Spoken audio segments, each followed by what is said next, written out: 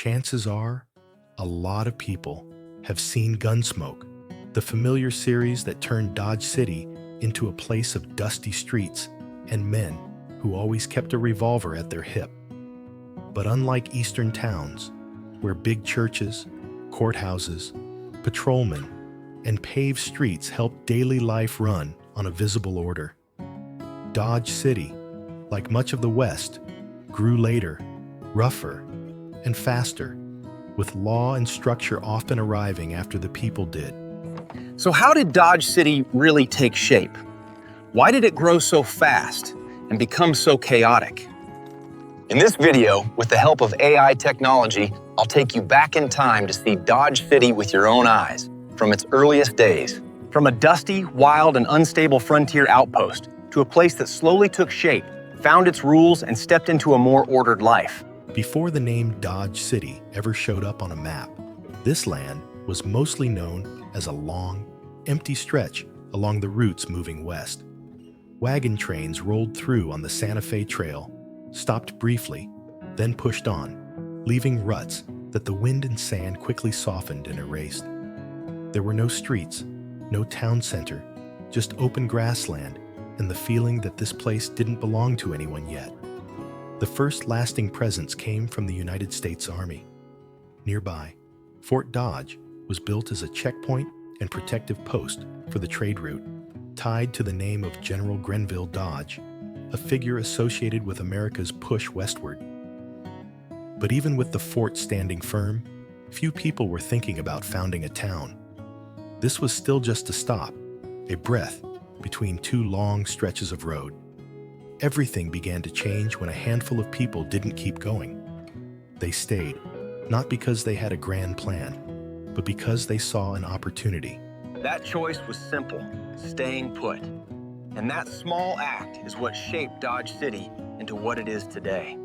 Between 1875 and 1886, an estimated 5 million cattle were driven from Texas to Kansas railheads.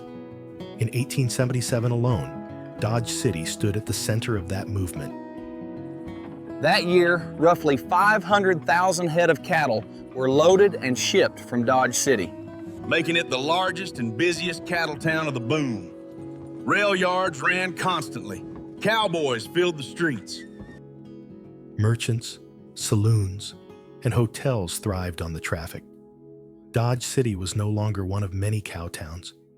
It was the dominant one. Dodge City's economy expanded rapidly in the late 1870s. People moved through the town constantly: cowboys, merchants, traders, and those chasing opportunity. Money earned on the cattle trails flowed into the town as quickly as it was made.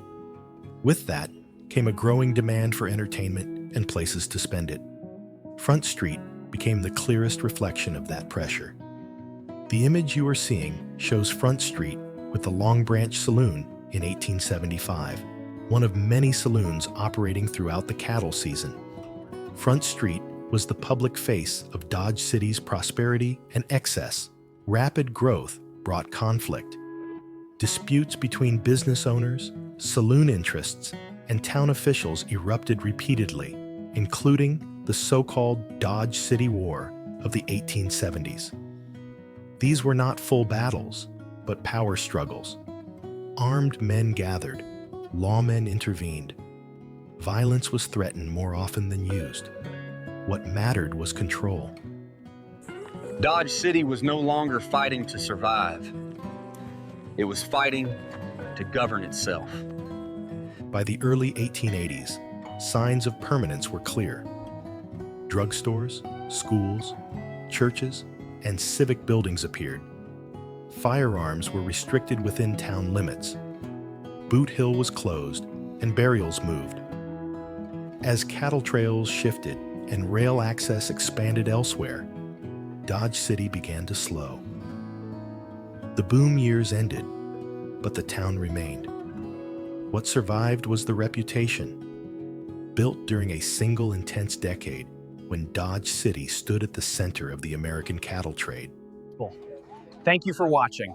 If you enjoyed this journey into the past, consider subscribing and sharing your thoughts below.